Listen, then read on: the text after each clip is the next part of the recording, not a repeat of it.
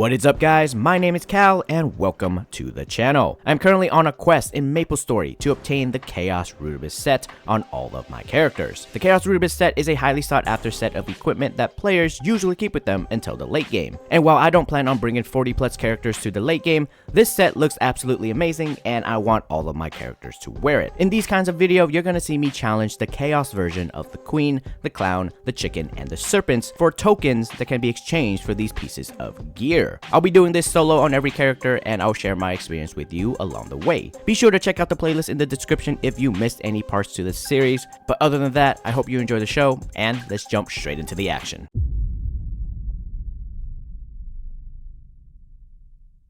Ready, aim, fire! Alright, so Marksman is a very simple class to pick up and play. For the burst, they have a bunch of buffs that just needed to be pressed, and that's about it. Thanks to the skill sequencing system, all I had to do was to press one button to activate everything. With that said, it felt like I was hitting like a wet napkin. Maybe I'm playing the class wrong, but it just felt like I wasn't doing very much. Facing off with the Queen, I took full advantage of Arrow Illusion, which is the summon. It's actually very similar to the Wind Archer's Emerald Crystal summon. It can draw the boss's attention away from you, which makes everything fairly safe. As easy as this class is, I still played like a complete donkey. My first death occurred when I got blinded and waited a little too long to move out of the breath attack. My second death was on purpose to cleanse away the 12k HP per tick lingering effect. For the third death, I can't believe I didn't even learn my lesson the first time around, but I got blasted in the face yet again by another breath attack. That time I saw it coming too, so yeah, that was something. If only it ended there. I must have been staring at my hotbar because the Queen was clearly charging up another breath attack, but once again, I just didn't react and died for it. Thankfully, I finally decided to turn on my monitor, focused up, and burst down the Queen. As always, Pierre was quite simple for the first part of this fight. I had no issue getting him to 33%. Now, remember when I said Marksman hits like a wet napkin? Well, my burst, unfortunately, did not kill this boss. So that meant that I had to deal with the two clones. It wasn't all bad though. I was able to single them out and manage to chip their HP down to about 1% for each. Of course, I lost a couple lives during this process, but I was able to beat them both without wiping out. Von Bon started out pretty well. I tried to utilize Marksman's backwards jump to dodge the projectiles, but found that it was a little slow to dodge the stomps. So for that, I resorted to simply jumping. If only it were that simple. Here, I saw an incoming projectiles, but didn't react at all, which resulted in a death. About 30 seconds after that, again, I just didn't react in time and took another stomp and died. Oh, but the chain deaths continues, as 20 seconds later, I got hit with another stomp. It was pretty chill up until these 3 deaths. Now, it's sweaty. I didn't want to fumble this at all, but the boss still had like 50% left to go, so I needed to lock in. Thankfully, it was one of those moments where I completely turned it on and played out of my mind. I managed to get him down to about 22% before he hits me with his last and final stomp. I was so close. I was damn sure that I wasn't going to give up. Thankfully, Marksman can hit the target from basically halfway across the room, so I took advantage of that fact and kept a huge distance away from Von Bon, and eventually, I managed to take him down. So, on to the break. Here are my stats, Legion, and Link skills.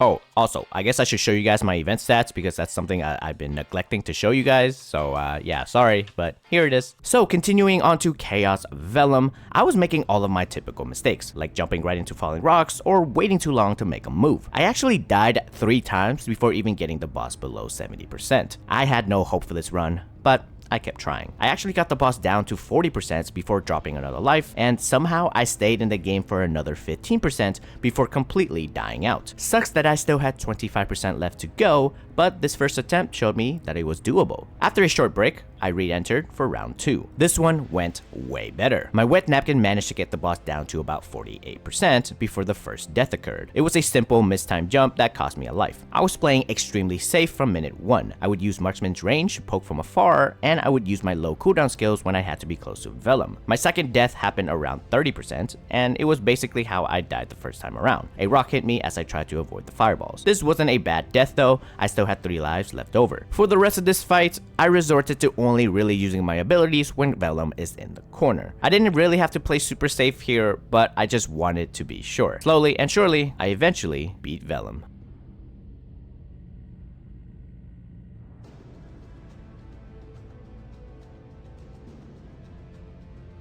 Let him have it, mirror? So, Evan was one of my hyperburn characters that I dropped, not because the job is bad or anything like that, but because I needed the level 3 link skill for training. With that said, for being a former hyperburn, Evan has a bunch of nodes and levels on the arcane symbols, which gave me a lot of power. Surprisingly, I still remember how to do Evan's fusion mechanics, plus teleport just makes it so much easier to dodge, at least for me. With all of these factors accounted for, this fight with the queen was a piece of cake. I died twice on purpose just to cleanse away the fire effect, but other than that, it was a smooth sailing experience from minute 1. Pierre was a cakewalk as well, except for this one little hiccup. I was reading my tooltips on the top right of the screen, and I didn't see that a hat had fallen onto me. Basically, I died because I didn't play the little minigame. Other than that, the burst at 33% was better than expected. Mainly because I got trapped by a hat and thought I wouldn't be able to kill the boss in time before he splits, but one of my hard-hitting fusion skill did enough damage to get the clean victory. Von Bon actually took a little bit more effort out of me. For starters, he managed to stomp me out twice, once around 48% and another around 15%. He was teleporting all over the map, so I had to be mindful of where I placed my fusion skills. Luckily, those skills covers a good amount of the map, so as long as I don't get caught by projectiles or stomp while performing these fusion skills, I was good to clear.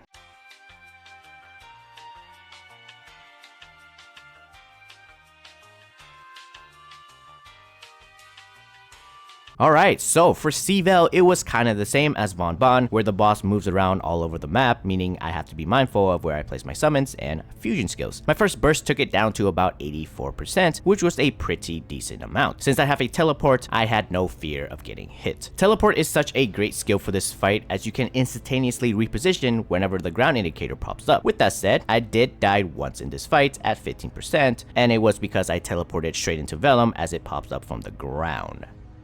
How ironic. Anyways, there's not much else left to say. I defeated Vellum after about 11 minutes on the clock.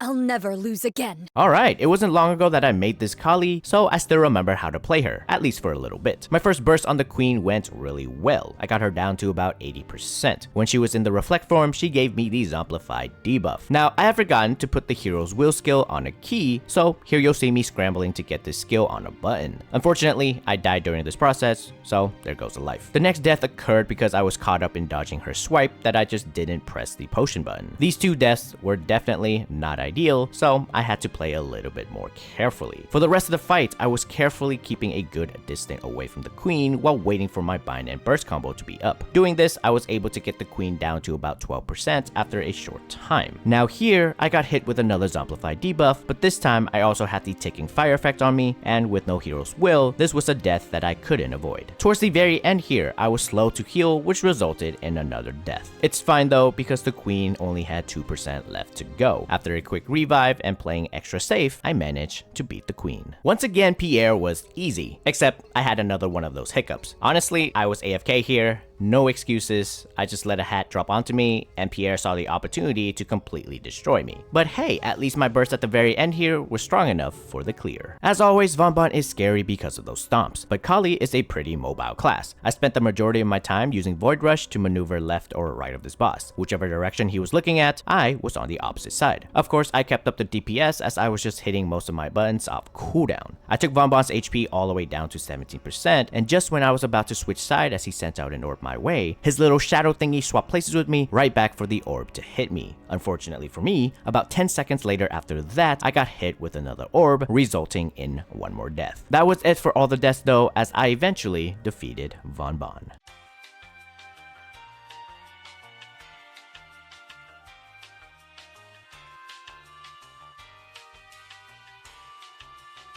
The fight with Vellum was pretty intense. Kali does a good amount of damage, but it wasn't enough to be a freebie. This meant that I would be doing a fair bit of the mechanics. The thing that made the mechanics a lot easier is the dash. It's very responsive, and it puts you into dark sight, which on multiple occasions helped me outright ignore some of the falling rocks. My first death on Kali happened because I pressed the wrong skill. So instead of pressing Void Rush to dash forward, I used Chalkum Sweep, which sends you backwards. This puts me in a terrible position where the tail was on its way up. You can see me try to course correct here, but it was already already too late. Recovering from that little silly mistake, I pushed forward and managed to get the boss down to about 28% after some time. Here, as Vellum was in the corner, I dashed in the wrong direction as the tail was coming up and met an untimely death. I still had 28% left to go, so it wasn't time to be reckless. I waited for a safe moment to bind and burst, which took the boss down to about 6%. And after a little bit of chip damage, I managed to defeat Chaos Vellum.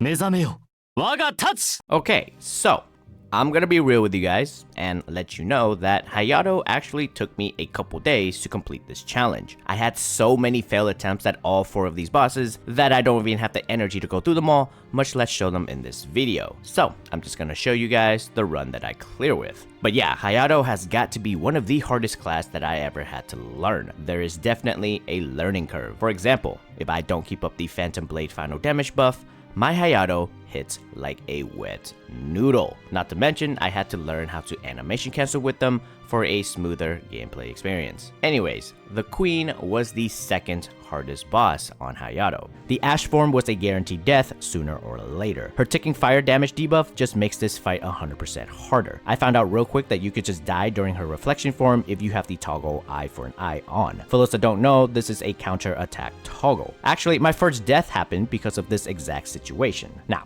moving on, my second death was on purpose to cleanse away the 12k HP per tick, as that was eating up my potions. This was a long fight. I went through multiple cycles of my summons and had to keep up my Phantom Blade stacks at all times. I somehow managed to get the Queen down to 26% before dying to a breath attack. 3% later, I forgot to turn off eye for an eye yet again and got deleted by the damage reflect. 23% left to go and only 1 life left over. Since this was like my 7th or 8th attempt, I was actually not fazed by this situation. I began to just play extremely safe. I was very mindful of all of her mechanics and kept a pretty good distance away from her to not get hit by the cleave. I ended up enduring the fire effect for as long as possible, and after what seemed like an eternity, I finally managed to defeat the Queen. Again, Hayato, with no Phantom Blade stacks, hits like a wet noodle. There were so many attempts where Pierre was split into 2 because I had dropped the stacks while waiting for the right form to appear. This fight alone taught me to micromanage my gauge and only use Phantom Blade sparingly instead of spamming it like I was with the Queen. For this fight in particular, it was super important to use Instant Slice to cancel the animation of Hirokuri 100 Strike and Battle Jutsu Zanko. Getting locked up during these 2 skills meant that I would be wasting time not attacking Pierre. With that said, after properly setting up,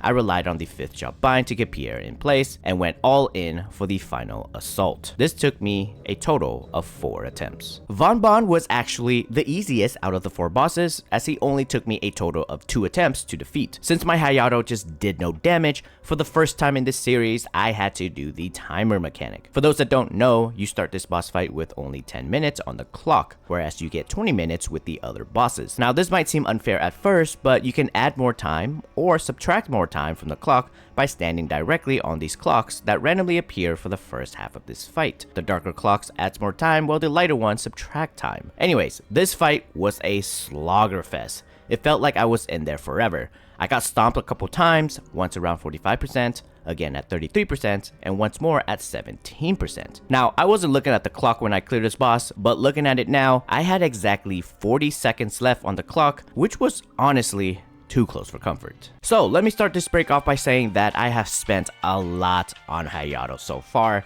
and I'll show you guys everything at the end of this section. But this is by far the most expensive class in this series. This was my 11th attempt at C-Vel. Yeah, I'm not joking.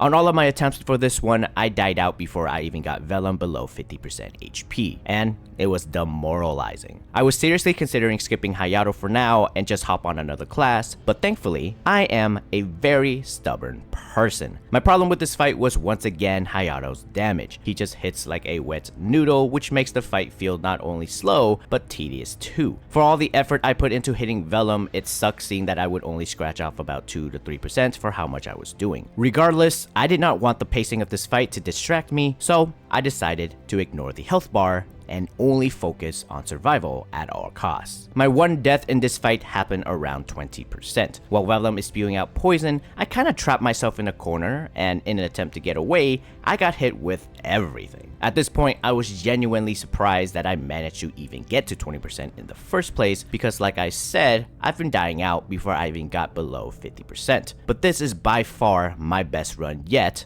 on the hardest boss on Hayato. Now dying here turned out to be a good thing because it actually gave me enough of a break to wipe down my sweaty palms. Once I was done, it was back to business. With only 20% left, I've been playing extremely safe, so there was no need to change anything up. Except now, I had about 8 minutes left on the clock. My thought process in this situation was to still play carefully, but I can't be playing slow for much longer. Otherwise, I would risk timing out. I began to play a little bit more aggressively, moving towards Vellum instead of moving away from it. I kept my eyes glued to the floor so as not to get stunned by a rock, and before I knew it, Vellum was defeated. What an adventure.